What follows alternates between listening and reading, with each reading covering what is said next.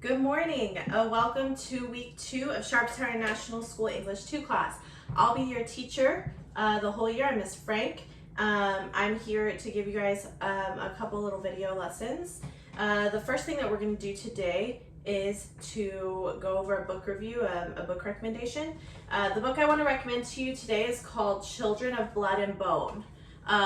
This is one of the hot books in young adult fiction from last year. It was on my Name That Book list for any of you who are familiar with that elective that I teach, and I loved this book. A lot of my students really loved it. So it's called Children of Blood and Bone by Tommy Adeyemi, and basically it's this story of this mythical civilization in Africa, and there are these people who are born with magic, but the king hates them for lots of reasons, and he tries to commit genocide and eliminate all the magical people. So they're kind of relegated to being second-class citizens, and they're totally oppressed. And there's this young girl named Zelly, and she is the heroine of the story, I would say. And she is born with magic, and she's strong, and she wants to fight for her people because her father, they're poor, that he's injured, they're oppressed. Her mother was murdered because she was magical, and so she kind of becomes comes into her own and realizes her power. And then along the way she meets a young girl named Amari, and they become, at first they're enemies because Amari is the daughter of the king who committed the genocide against all the magi. But then the two of them kind of form an unlikely friendship, and Amari realizes that magi are just people. They're not scum or vermin or any of the horrible things that the king had said about them. So Amari kind of changes her belief system, and then they go on this journey with these crystals to achieve this magical ritual that will unlock the power of the magi. And it's this wonderful adventure quest that they go on, and there's some other characters too. There's a little bit of romance, but it's primarily an action adventure book. So if that's something that you're into, it's called Children of Blood and Bone. It's a little thick, there's quite a few pages, but it's a YA book, which means young adult, which means it's not very difficult to read. It's not meant for graduate students or something like that. It's meant for you guys.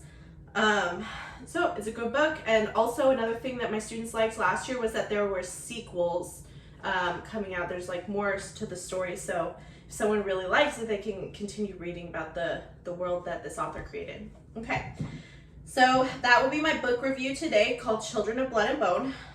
Today we're going to do a brief lesson about 3 topics. I hope you've heard of them before, but you might not have, and if you haven't, that's okay. You're going to learn today. So whenever we're trying to craft an argument, there are 3 different strategies that we will try to employ to persuade our reader.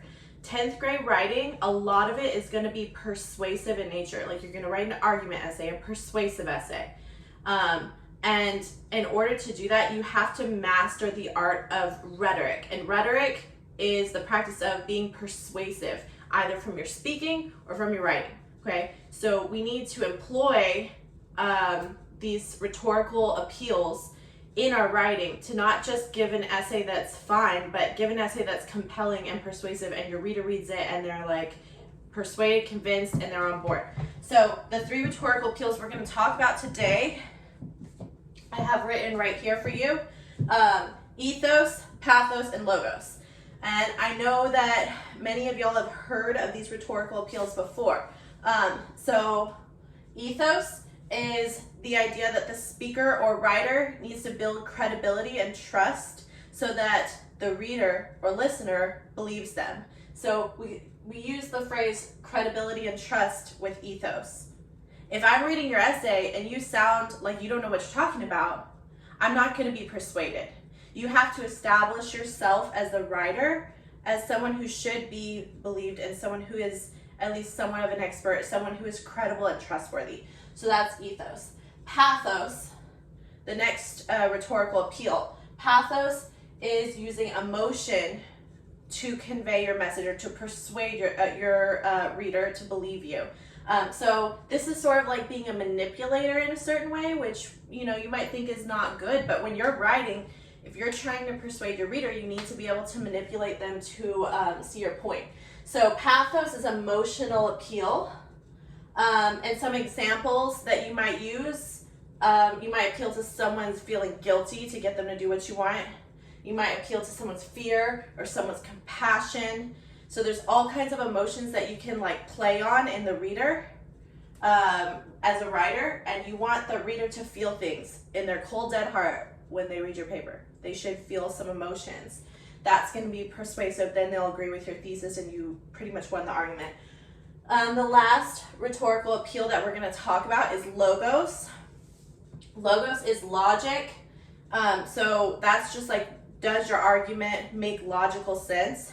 Facts, data should support it, numbers should support it. You could reference maps, any kind of factual data or logic that is sound, and that's going to be persuasive. And this is probably, for a lot of people, this is the most persuasive thing. Like, facts don't lie.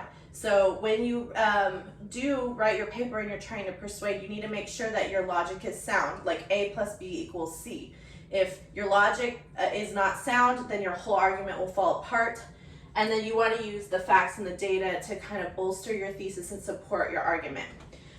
So that's ethos, pathos, logos. Again, we have credibility and trust for ethos. Pathos is emotional appeal, and logos is logic and facts. So over here, we have a little chart of an example of the rhetorical triangle. So this was proposed by Aristotle, and this is the way that these three things should interact, and it's a triangle. Here we see that there's the speaker, and they have to build ethos. This corner is the content, which is the logic, and then this corner is the audience, which is the pathos, because the audience are the members that are feeling. And I'm saying speaker and audience, but this also applies to writer and reader, because when we're speaking rhetorically and persuasively, it's the same skills what we're doing in our persuasive essays.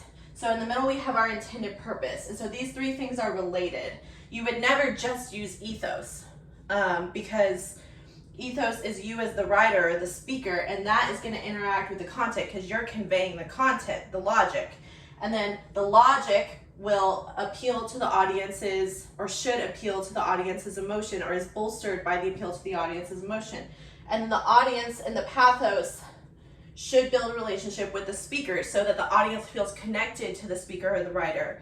And so if all of these three things are considered properly, then your intended purpose, which would be to persuade, will be achieved, or should be achieved. That if you can effectively establish your credibility, play on the audience's emotions, and deliver logical content, the relationship between these three things will mean that your thesis is persuasive and sound, and you've done a good job with your your rhetoric. Okay, and when I say rhetoric, I mean rhetoric just means the art of persuasion. So it's a fancy word, but it just means being convincing and persuasive. Okay, so we're going to now watch a few videos. They're on the hub, so you need to click on the video and watch the video. Then I'll give you a second, third, and fourth video of myself with a short explainer. After you watch the videos and you watch the analysis videos, the explainer videos from me, you're going to have an exit ticket on the hub. And it's just a little quiz, a little check for understanding. It is a grade. So make sure that you can go back and rewatch this if you need to. And I really want you to pay attention to the three videos that I post. I'm going to give you an example of ethos and then explain it, an example of pathos, and then I'll give you an explainer, and then an example of logos, and then explain. Okay, so see you in a second.